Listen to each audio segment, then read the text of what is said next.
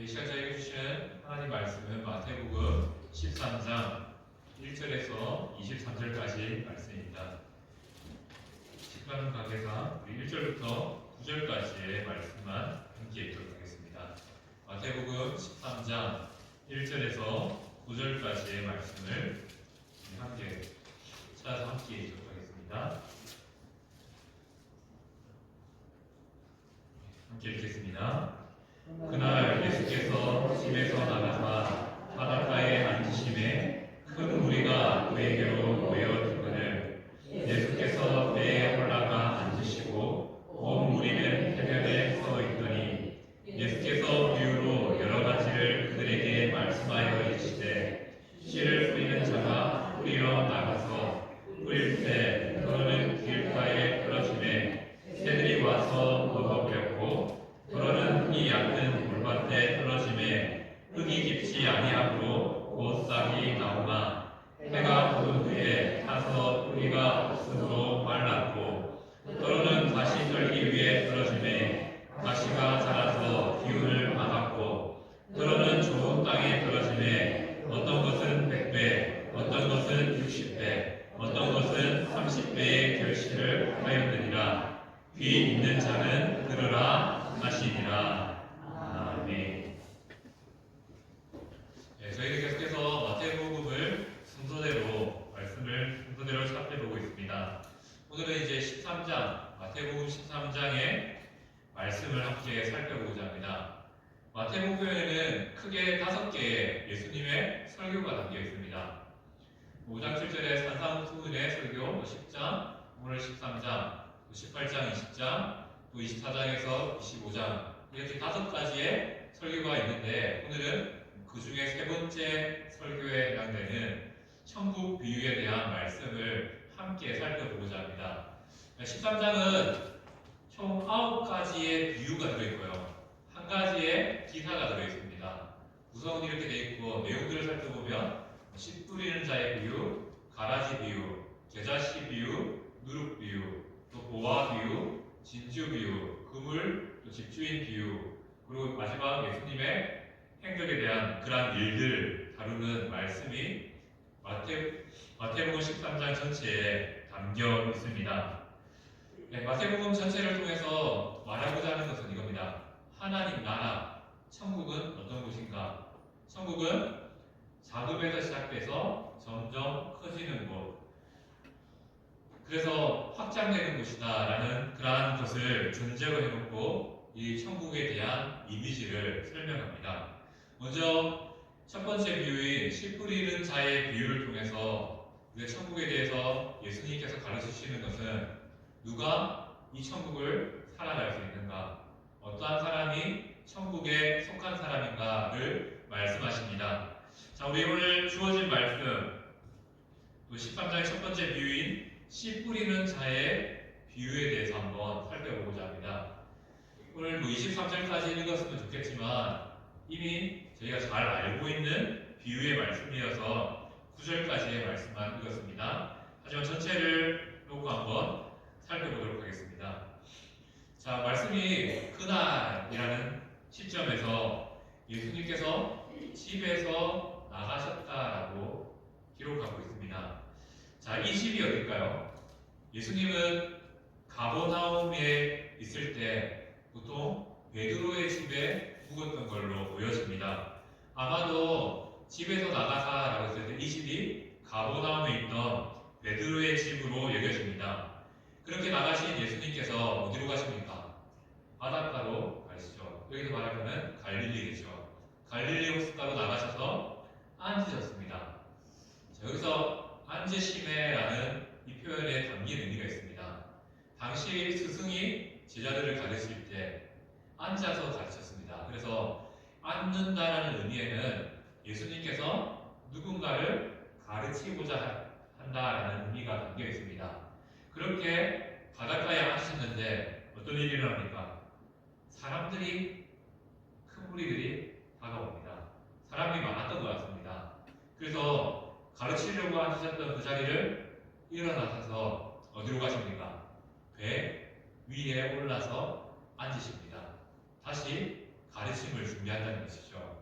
그리고 예수님을 보러 달려온 많은 무리들은 그 해변에 서 있게 됩니다. 이렇게 오늘 이야기가 시작됩니다. 왜 예수님께서 배로 오르셨을까요? 아마도 효과적인 전달을 위해서, 가르침을 위해서 그렇게 하신 것 같습니다. 마태복음 13장 전체의 이야기들을 보면요, 잘 들어라, 잘 들어라 하는 표현이 등장합니다. 아마도 이 비유를 통해서 예수님이 정말로 하고 싶었던 말이 제자들에게, 무리들에게 있었다는 것을 의미하죠. 그렇게 예수님께서는 효과적으로 큰 무리들에게 가르침을 주기 위해서 배에 오르셨습니다. 그리고 입을 열어 3절 말씀처럼 여러 가지 비유를 그들에게 말씀하십니다. 여기 말한 여러 가지 비유는 오늘 씨 뿌리는 자의 비유로부터 시작해서 총 9가지의 비유를 통해서 예수님께서 무리들에게 말씀하셨다는 것이죠. 오늘은 그 중에 첫 번째 비유인 씨 뿌리는 자의 비유입니다. 우리 잘 알죠? 씨 뿌리는 자가 밭으로 나가서 씨를 뿌립니다. 근데 그 씨앗이 어디에 떨어집니까? 첫 번째는 길가에 떨어집니다. 근데 이 씨앗들은 새가 날아와서 그 씨앗을 주워 먹게 됩니다. 두 번째 씨들은 어디에 떨어집니까? 돌밭에 떨어졌다라고 표현하고 있습니다. 이 씨앗들은 싹이 났지만 흙이 깊지 않아서 결국 강한 햇빛에 말라 타버렸다라고 말합니다. 세 번째 씨들은 어디에 떨어졌습니까? 가시떨기, 가시나무가 있는 그곳에 떨어졌습니다. 이 씨앗들은 가시 덤불로 말미암아 더 이상 자라지 못하는 안타까운 모습을 취하게 됩니다. 하지만 네 번째 씨앗들은 어디에 떨어집니까? 우리가 잘 알고 있는 좋은 땅, 좋은 밭에 떨어지게 됩니다. 이 씨앗들은 좋은 땅에 떨어지니 어떤 일이 일어나죠? 100배, 60배, 30배의 열매를 맺었습니다. 그 이야기를 하시면서 예수님은 다시 한번 말합니다. 뭐라고요? 귀 있는 자들은 들으라 라고 하십니다. 말씀하신 비유를 설명하시면서 이 비유에 대한 이야기를 깊이 새겨 들어라, 강조하는 거죠. 잘 들어야 됩니다. 잘 들어야 됩니다 라고 말씀하시는 겁니다. 그 내용을 계속 있습니다. 10절 말씀을 보면 예수님께서 이 비유를 말씀하셨을 때 제자들이 묻죠. 제자들이 예수님 이 비유의 뜻이, 말씀하신 이유가 무엇입니까? 라고 묻습니다. 예수님은 친히 비유에 대한 이유를 말씀하십니다. 이 천국 비유, 예수님께서 비유를 통해서 말씀하신 이유가 뭐라고 말합니까? 천국 비밀. 이 천국 비밀을 이곳에, 이 비유에 담았다라고 말씀하시죠. 그런데 문제는 무엇입니까? 이 천국의 비밀을 누구나 알 수 있는 것이 아니라는 것이죠. 천국 비밀은 너희에게는 허락되었으나 그들에게는 아니되었다라고 말씀하십니다. 너희는 누굴까요? 예수님의 제자들입니다. 이 천국 비유의 깨달음을 제자들은 알지만 그들은 누구입니까? 예수님을 향해 나왔던 아직 예수님을 믿지 못하는 무리들을 의미합니다. 그 무리들은 같은 이야기를 들었지만 깨닫지 못합니다. 그러한 비유가, 바로 그러한 이유가 예수님께서 비유로 말씀하신 이유라고 말합니다. 그리고 그 천국 비유, 천국의 비밀은 무엇이겠습니까? 하나님의 구원 계획을 의미합니다. 하나님의 구원 계획을 제자들은 들어서 믿지만 또 어떤 사람들은, 우리들은 들어도 깨닫지 못한다라고 말씀합니다. 자, 이 말씀을 한번 생각해 봅시다. 이 말씀을 우리가 직전에 들었던 말씀과 연결하면 들어도 보아도 깨닫지 못하는 대표적인 사람이 있었습니다. 누구였죠? 종교의 지도자들과 바리새인들이었습니다. 이 비유가 말씀하는 것이 이 의미도 담겨 있는 것 같습니다. 너희에게는 허락되었지만 예수님을 믿음으로, 하나님으로 믿음으로 받아들인 자들은 예수님의 전하는 말씀을 통해서 천국의 비밀을 깨닫게 되지만 반대로 들어도 보아도 믿지 못하는 자는 결국 말해도 알지 못하는 그러한 일들에 처하게 될 것이다 라는 내용이 바로 10절 말씀 이후에 11절 말씀에 이렇게 담겨 있다는 것이죠. 그리고 말씀합니다. 12절 말씀은 무릇 있는 자는 넉넉하게 되되 없는 자는 그 있는 것도 빼앗기리라 라고 말씀하고 있습니다. 예수님의 비유는 두 가지의 의미가 있다는 것이죠. 너희는 듣지만 그들은 깨닫지 못합니다. 깨닫는 사람이 있고 깨닫지 못하는 사람이 있습니다. 더불어 이 비유를 통해서 있는 자와 없는 자라는 표현을 통해서 구원을 받는 자가 있고 심판을 받는 자가 있다라는 두 가지의 의미를 동시에 담고 있습니다. 자, 택함 받은 자 무엇이겠습니까? 예수님의 말씀을 듣고 예수님을 믿음으로 받아들인 자는, 있는 자는 그 믿음으로 말미암아 예수님의 말씀을 들음으로 더 넉넉하게 된다라고 말씀하고 있습니다. 그 믿음이 있기 때문에 말씀 하나하나가 우리의 삶에 깨달음의 은혜로 나타나서 하나님이 주시는 구원의 풍성함이 무엇인지 말씀을 들을 때마다 깨닫는 은혜가 있다는 것이죠. 하지만 택함을 받지 못한 없는 자들은 어떻습니까? 그 있는 것도 빼앗긴다라고 말씀합니다. 무서운 말씀입니다. 점점 구원에서 더 멀어지게 된다라는 심판의 메시지를 담고 있는 것이죠. 예수님께서 이렇게 비유로 말씀하신 목적은 이겁니다. 듣는 자와 듣지 못하는 자를 구별하시기 위함이라는 것이죠. 택함 받은 자는 듣고 깨닫지만 택함 받지 못한 자는 들어도 깨닫지 못한다는 것이죠. 결국 성도들은 말씀을 들을 때마다 그 말씀 때문에 말씀에 마음에 와닿아서 삶을 통해서 열매를 맺어가지만 어떤 사람들은 듣고도 열매는커녕 믿음조차 일으키지 못하는 안타까운 일들이 일어난다는 겁니다. 누구였죠? 바리새인을 생각하시면 될 것 같습니다.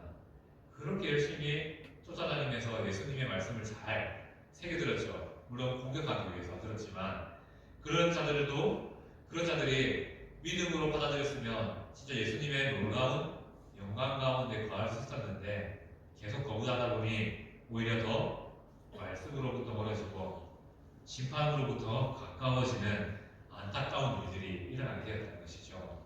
이어지는 14절, 15절 말씀은 이사야서 6장 9절에서 10절 말씀을 인용해서 말합니다. 이 비유도 똑같습니다. 예수님이 설명한 것과 같습니다. 비유를 깨닫고 깨닫지 못함은 결국 구약 성경에 예언했던 것이 성취되는 일이다. 그래서 같은 말씀을 들어도 깨닫는 자가 있고요. 깨닫지 못하는 자가 있다라고 이미 구약 성경에 말씀하셨다는 것이죠. 예수님이 말씀하셔도요. 깨닫는 자가 있고요. 깨닫지 못하는 자가 있다는 것입니다. 근데 이것이 구약 성경에 이미 예언된 말씀이었다는 것을 14절, 15절 말씀은 말씀하고 있습니다. 성도들은 어떤 자입니까? 당시에 믿음 있는 사람들은 예수님을 듣고 보았습니다. 그리고 그 복을 통해서, 들음을 통해서 믿음이 생겨났지요. 하지만 반대로 들어도 보아도 깨닫지 못하는 자들도 있었다는 겁니다. 이것을 좀 우리에게 좀 적용해보면 이거죠. 같은 말씀의 자리에 있어도요. 깨닫는 자가 있고 깨닫지 못하는 자가 있을 수 있다는 것입니다. 그리고 그 깨닫지 못함을 예수님은 구약 성경의 예언을 통해서 그런 자를 하나님 이미 예비해 두셨고 준비해 두셨다라고 말합니다. 이 말씀을 드리면 좀 무섭지요. 하나님께서 왜 완악한 사람의 마음을 그대로 두셨을까요? 왜 그들은 말씀을 들어도 깨닫지 못할까요? 그들 안에 있는 완악함 때문일 것이고요. 또 하나님은 이 계획을 통해서 우리에게 말씀하고자 하는 것이 있었다라는 것이죠. 자, 믿음을 일으키지 못하는 것, 같은 상황에서도 믿음이 일어나지 않는 건요, 그 자체가 심판입니다. 무섭죠? 말씀을 받고 누구를 은혜 받는데 은혜 받지 못한다는 것은 그 자체가 심판일 수 있습니다. 왜 그렇습니까? 깨닫지 못함을 통해서 결국 마지막 날 심판날까지 이르게 된다는 것이죠. 하지만 깨닫는 자는 그것으로 인해서 하나님이 주신 복을 누리게 된다는 것이죠. 바로 16절 말씀처럼 바로 귀로 듣고 눈으로 보므로, 이 말은 다른 말로 말하면 말씀을 들음으로 그것이 나의 말씀으로 받아들일 때 그것이 바로 복이다라고 말씀하고 있습니다. 자, 성도는 이미 하나님이 선택하신 택함을 받았습니다. 그래서 복의 자리에 있다는 것이죠. 또 그 복 안에서 주신 또 하나의 복은 무엇입니까? 바로 말씀을 듣고 성경을 읽을 수 있음이 바로 성도들의 복이라고 말씀하는 것이죠. 우리에게 구원의 은혜가 있기 때문에 제자들은 엄청난 복을 누렸습니다. 예수님을 직접 눈앞에 두고 보고 듣는 그런 은혜를, 복을 누리게 되었죠. 이 복은, 제자들이 받았던 복은 이제 우리에게도 동일하게 이어집니다. 바로 말씀의 자리에서 말씀을 듣고 각자의 성전의 자리에서 성경을 읽을 때 하나님이 주시는 은혜를 누리게 됩니다. 이것이 바로 우리에게 주신 복이라는 겁니다. 내 귀에, 내 삶에 말씀이 읽혀지고 말씀이 들리는 것이 하나님께서 우리에게 허락하신 복이라는 사실을 믿으시기 바랍니다. 믿음으로 예수님의 말씀과 행적에 더욱 집중해서 우리는 더욱 풍성한 은혜의 자리로 나아가야 됩니다. 이것이 하나님께서 성도들에게 주신 복이라는 것이죠. 그리고 18절 말씀을 보면 또다시 한번 말하죠. 십비유는 비유를 들으라 라고 예수님께서 말씀하십니다. 말씀을 통해서 계속 듣는 것에 강조를 하고 계시는 예수님을 보게 됩니다. 그도 그럴 것이 앞선 말씀을 통해서 계속 예수님의 반대 방향에서 있었던 바리새인들을 보면 이 마음이 어느 정도 이해가 됩니다. 한 번만은 아니죠. 바리새인들을 향하여서 제발 좀 들어라, 제발 좀 듣고 딴 생각하지 말고 믿음으로 받아라 했지만 바리새인들은 어떻게 합니까? 어떻게든 예수님을 깎아내려 보려고 거부하고 부정하고 부인하면서 그렇게 서 있었습니다. 그렇게 예수님은 씨 뿌리는 자의 비유를 통해서 강조하시죠. 잘 들어야 돼. 들어야 믿음이 됩니다. 들어야 믿음이 시작된다 라고 말씀하신 것이죠. 그렇게 18절 말씀처럼 씨 뿌리는 비유를 들으라 라고 말씀합니다. 예수님은 비유를 설명해 주시는 것이죠. 자, 씨 뿌리는 비유에 해당되는 내용들을 설명하면 이겁니다. 씨는 뭔가요? 성경을 보면요, 천국 말씀, 복음을 말하겠죠. 바로 하나님의 말씀을 의미합니다. 자, 하나님의 말씀을 뿌리는 자, 씨 뿌리는 자는 누구일까요? 1차적으로 예수님이십니다. 예수님이 당시 많은 우리들에게 복음의 씨앗, 말씀의 씨앗을 뿌리고 계시는 것이죠. 그리고 이 씨 뿌리는 자의 비유는 2차적으로 그 자리에서 예수님을 믿고 따르는 제자들에게 주신 말씀입니다. 너희도 씨 뿌리는 자가 되어야 된다 라는 것이죠. 그리고 3차적으로는 이후에 말씀을 읽고 믿는 모든 성도들에게 주신 말씀입니다.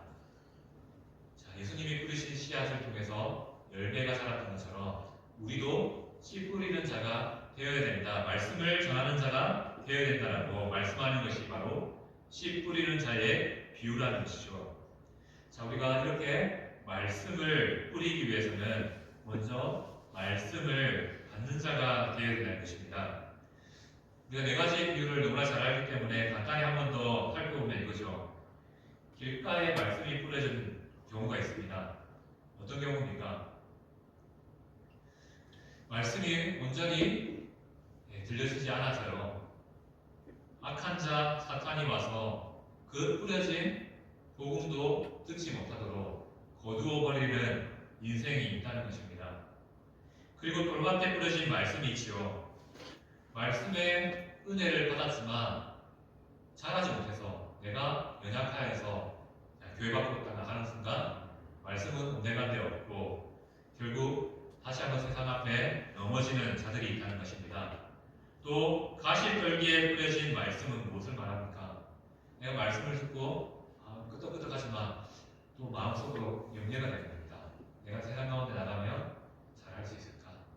내가 또 저걸 해야 되는데 내 신앙보다 더 중요한 게 많은데 라고 하면서 그러한 물질의 유혹과 염려로 넘어져 열매 맺지 못하는 자가 있다고 말합니다. 하지만 좋은 땅에 뿌려진 말씀은 어떻습니까?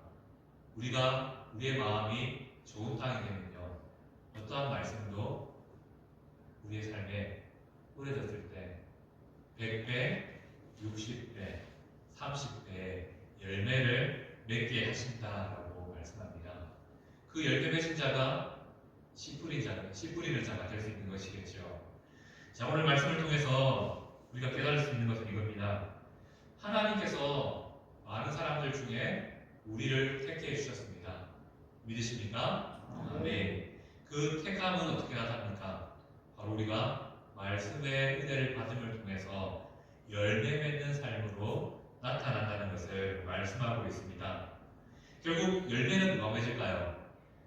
오늘 비유를 통해서 생각해보면 말씀에 대한 태도, 듣는 자의 그 모습을 통해서 바로 삶의 결과가 달라진다는 것을 깨닫게 됩니다. 여러 가지 걱정과 의심과 두려움을 가지고 말씀의 자리에 있으면요, 말씀이 온전히 들리지 않는다는 겁니다. 그리고 그 말씀이 뿌리 내리지 못한다는 것이죠. 하지만 내 안에 간절함을 가지고 내가 먼저 좋은 땅이 되어지면요, 그 말씀이 내 삶에 뿌려져서 100배, 60배, 30배의 열매를 맺게 된다는 것입니다. 우리는 씨 뿌리는 자로서 예수님께서 우리를 부르셨습니다. 우리가 먼저 씨 뿌리는 자가 되기 위해서는 어떻게 될까요? 내 마음같이 좋은 밭이 되어서요, 은혜의 말씀으로 자라나야 합니다. 그 자라남이 우리 교회 성도의 삶 가운데 하나님이 주신 은혜의 생물로 나타나기를 소망합니다. 그리고 우리가 더 나아가서 예수님이 말씀을 뿌리셨던 것처럼 우리의 삶도 하나님의 말씀을 뿌리는 자가 되어서 뿌리다 보면 씨앗이 전혀 생각하지 못한 곳에 떨어져서 이거 내가 왜 하지? 라고 생각되는 경우도 있을 수 있습니다. 하지만 언젠가 한 씨앗은 좋은 밭에 떨어져서요, 나의 수고가 열매 맺는 놀라운 역사가 일어난다는 것입니다. 그 일에 우리를 부르심을 기억하면서 먼저 우리가 좋은 밭이 되어서 하나님의 말씀의 은혜가 풍성히 자라나는 은혜를 경험하시는 성도님 되시기를 축복합니다. 아멘.